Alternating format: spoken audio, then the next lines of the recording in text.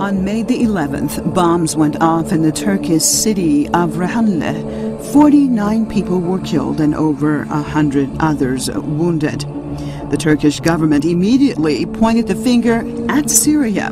Damascus has denied having anything to do with it and offered to help investigate the situation along with Ankara. Turkey refused the offer. The question would be, why would Syria want to attack the Turkish people? And with the Syrian army being so stretched, why would they want to open another front? What would they gain out of it? However, what would those fighting against the Syrian government gain by these bombings? Could it be a false flag operation in order to give an excuse for the West to get directly involved in the conflict? And after the bombings, what do you think was the reaction of Prime Minister Recep Tayyip Erdogan to this tragedy? One would think that he would have hurried to the scene to visit the wounded and the families of those killed, and to get a first-hand assessment of what had taken place. However, he reacted the same way former U.S. President George W. Bush did when he heard about the suffering of Louisianians in the aftermath of Hurricane Katrina. Bush flew over the area instead of going there and was greatly criticized for his lack of compassion. And now there is Erdogan, who does not go and see what has happened in the town. Erdogan does not go to Rehanli, but he heads to Washington, D.C. instead. So instead of talking to the people of Rehanli, Erdogan goes to Washington and meets with U.S. President Barack Obama. Şu kadarını ifade etmeliyim ki Suriye'de kanlı sürecin sonlandırılması, halkın meşru taleplerini karşılayan yeni bir yönetimin inşası konusunda Amerika Birleşik Devletleri ile tam bir mutabakat içerisindeyiz. Mr. Erdogan, it appears that getting orders from Washington is more important than your own people who have just experienced this tragedy. You who say that you care so much about humanity, that you have to be involved in the Syrian situation because of people dying there. One would think that first you would care about those dying right at home. Are your own people really important to you? Or is it that you have been promised by the powers that be something much more important?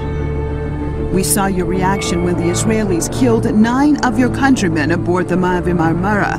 You talked very well, but your actions showed that you really had no problem with the Israelis and what they did to your fellow Turks. Filistin normalleşme süreci için atılan adımlar var, gayretler var. Yeni başımıza başka sıkıntılar aşmamızın anlamı yok. Biz biliyorsunuz bir arada Suriye-İsrail arasındaki ilişkilerin barışa yönelmesi noktasında adımlar atmıştık ki 5 bölümde bu çalışmalar yürüdü ama peşinden sonra maalesef kesilmişti. Just like now, do you really have problems that some Turks have been killed on the border? Or perhaps does it set the stage for you to go to Washington and ask the United States and others to get directly involved in the Syrian conflict because you, a fellow NATO member, has been under attack? Whatever it takes to reach the goal of overthrowing Syrian President Bashar al-Assad and helping to prepare the new Middle East that former U.S. Secretary of State Hillary Clinton had talked about, are you willing to do?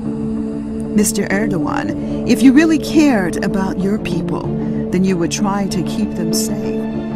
You would not allow Turkish towns to be used as field camps for murderers and rapists. These are not revolutionaries. These are not freedom fighters.